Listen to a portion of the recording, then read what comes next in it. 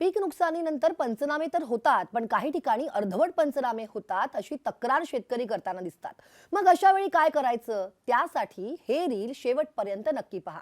आपण पाहतोय सध्या सगळीकडेच ढगाळ वातावरण आहे. काही ठिकाणी अवकाळीने पिकांचं मोठ्या प्रमाणावरती नुकसान देखील झालंय. हे जे वातावरण आहे ते कीड, बुरशी किंवा किंवा मग तुडतुड्यासाठी पोषक देखील ठरतंय.